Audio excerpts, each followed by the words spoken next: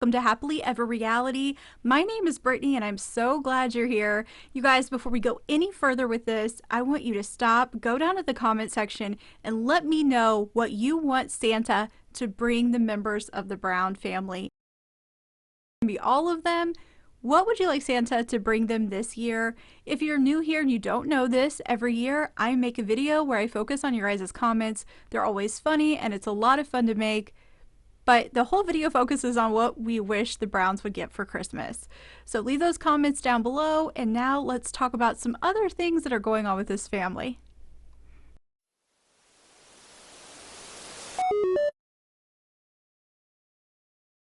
First things first, you guys, I want to talk about Savanah Brown. She has turned 21 years old, which to me feels impossible. I still see her as a little girl or as a teenager, but she's actually 21. Over on Instagram, Janelle writes, "How is my baby 21? I do not know where the time goes. Happy birthday, sweetheart. You deserve all the good things in life." And I'm like, how is she 21? I agree, Janelle. To me, she is still a teenager. I actually think of her the most a couple seasons ago. I feel like in my mind, she's still in high school. I always think about when Cody didn't go see her at Christmas, and I hold a grudge about that. It's not even my grudge to hold, but I hold on to that one because he was in the same city as her, and it just makes me furious still. I should let it go. But I'm going to remember it always, you guys. I know it's one of those things, one of those small things. In the grand scheme of the Brown family, that was just one event, but it's the one event that I have a problem with and will always have a problem with. Living in the same city as your kid, not seeing him on Christmas, and then buying your other kids dirt bikes. Yeah, guys, I haven't forgotten it. Anyway, focusing on the good part, she is 21. There's a gorgeous picture of her over on Instagram. I just wanted to bring that up for those of you that don't follow any of them on social media.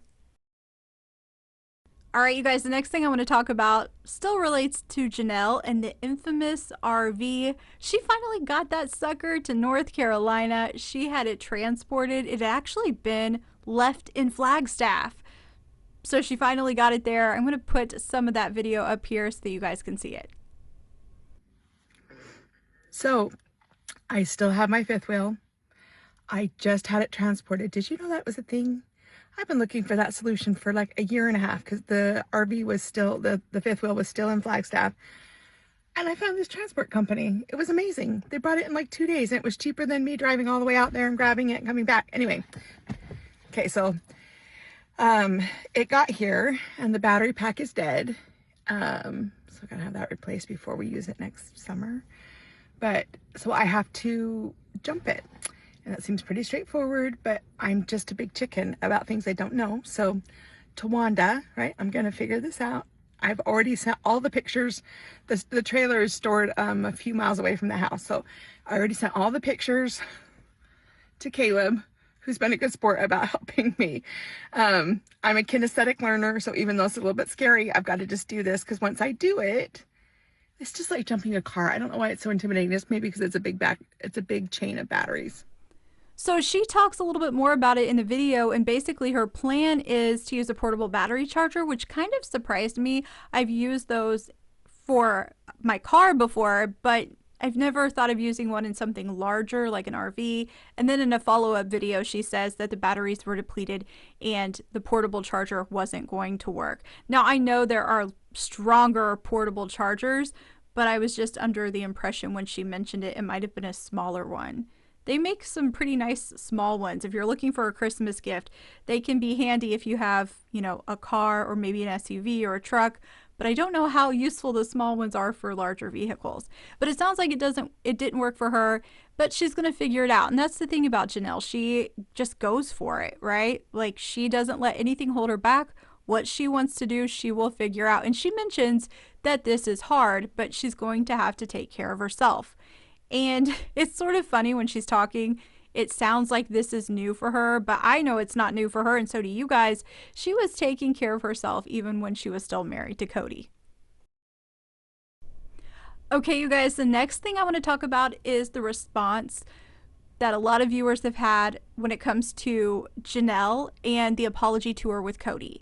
I've noticed that there was a lot of disappointment from people. For me, this is what I expected from Janelle, just based on how she was with Cody in the past. There were so many times I wanted her to really light into Cody, and she didn't. And so I accepted that she isn't that type of person, and I figured that was exactly how it was going to go. She was going to be very friendly, a little bit of flirting, and that was going to be the end of it. So I got what I expected out of it.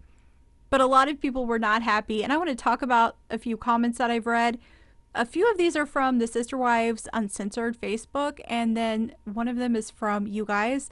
You left it in my recap video. I'm going to put those on the screen and read them to you as well.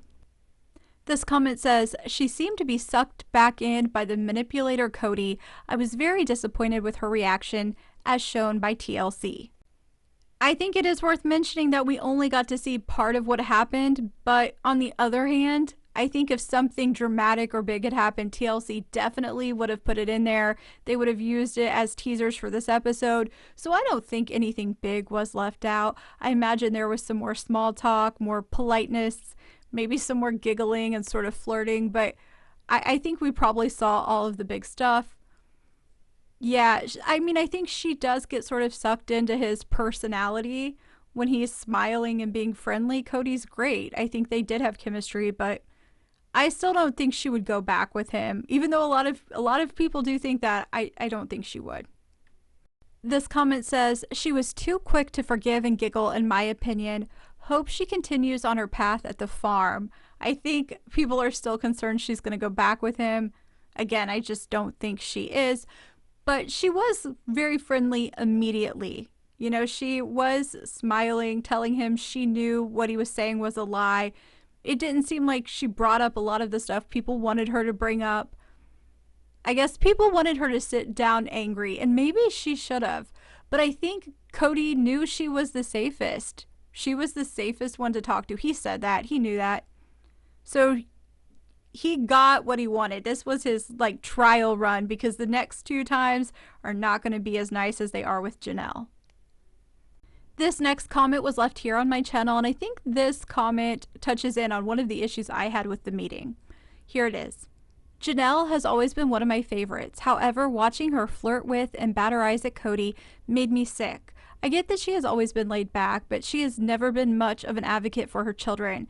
I know she said, "I choose the kids," but she's never done anything to make Cody face up to what he has or hasn't done. What she should have said was, "You're sorry? Try making it up to my kids. Try making it up to my grandkids. Try making it up to the other 7 kids. Try making it up to Garrison." Earlier this year, I saw Christine and Janelle being interviewed by a local Utah station. When asked how Cody's relationship was with all of the kids since Garrison's death, she said it was non-existent. He blew off all of the kids at Garrison's services. When asked if he and Garrison made up before Garrison's death, she said that he had tried to reach out to his dad a couple of times, and Cody never responded. That seemed to escalate his depression and his drinking. The fact that she didn't even mention that Cody was in North Carolina and just saw her and none of the kids blows my mind. I am so disgusted by Janelle right now, and then for her to say I should have taken better care of our relationship makes me want to smack someone. And I'm sure you guys have heard about this. You know, Cody was over on the Vile Files. It was basically a Special Forces reunion, and he said something basically along the lines of, "I always reach out to my kids." And we know that's not true, and Leon made a post on Instagram about it. I'm going to put the photo of the Instagram post up so that you guys can see it. So remember, this is Leon responding to Cody saying he always reaches out to his kids. Leon posted, "Taking a break from my social media hiatus to say one thing. There's a ridiculous video of my father circulating where he says he reaches out to his children. Let me be so effing clear. I have not heard from that man since my brother killed himself. Cody blatantly blew me off at Garrison's funeral. He is a liar. He is a joke of a father. That's all." So based on what Leon said, it sounds like this comment is true. It sounds like Cody didn't interact with the kids at Garrison services or after Garrison's passing. But to be honest with you guys, I'm not surprised by that, and I imagine a lot of you aren't surprised either. Now, When it comes to Janelle not confronting him, for me, that's also not surprising. When you watch the show, there were times that Janelle could have been confrontational and she chose not to. I think that's because she knows that all that will come of that is that Cody gets worked up. He's not someone that takes accountability easily. It's difficult for him to realize things about himself. And to be honest with you, it feels like he leans into Robin to figure out who he is and what he thinks. So I imagine Janelle was like, I'm here, I'm going to take what I can get from this and walk away. I don't think she really needed it either. I think a lot of her being there was just for the show. You know, we give Cody and Robin a hard time about how they handle money, but you have to remember Janelle, Christine, and Mary are continuing to participate in this show for income. I'm not saying that's a bad thing, but it is an angle to all of this. I think she went there because they needed content. I don't know how sincere all of this was. Okay, so where I do agree with this commenter is where she brings up that Janelle said, I should have taken better care of our relationship. And it's like, no, no, no, no, no. You were doing what you needed to do when you needed to do it, but when Cody really, really pushed against the kids, it was time to go. And if she had focused on the relationship more, she would have been doing that all by herself, because I really don't think Cody was that interested. I think he was done with polygamy. She would have been focusing on the relationship and doing that alone. So that wouldn't have worked. She should have focused on the kids. Honestly, I think they probably should have all left earlier. I think there were issues going on way before COVID. I think it took things with Isabel and the surgery. It took COVID and how Cody acted about it all to really push them to go. But what was she going to do? Focus on the relationship and let Cody be a deadbeat dad while he was married to her? That would have never worked. Okay, you guys, I've got one more thing I want to talk about, and that is Mary. She made a post over on Instagram teasing at a new thing she's going to do. And you know, Mary has a history of this. She has posted that she's going to write a book, or hinted at it. Hinted that she's going to write a book. Hinted that she's going to share secrets. She always does teasers before she starts a new business venture. So, you know, when she's done retreats or speaking engagements, usually there's some sort of post about it leading up to it. So that is what she's done here. This is what it says. Big plans are in motion, and we cannot wait to bring the fun. Salt Lake City and Las Vegas, it's official, you're first on our list.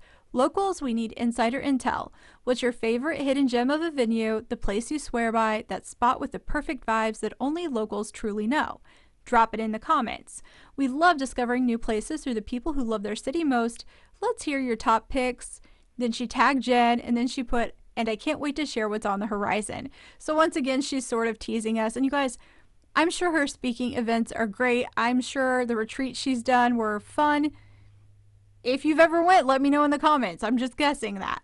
But I would love to see something different from these two. And I think like travel vlogs, even like day trips to a city. Like maybe they go to Salt Lake City and they try 3 new restaurants for each of the meals, and maybe they do some shopping or an activity and just give their opinions and talk about what it was like in the city. I would watch these two do that. I think that's another way for them to expand beyond the fact that Mary was on Sister Wives, or talking about Mary's love life. I think this would be something different, and I think her and Jen have a lot of fun together.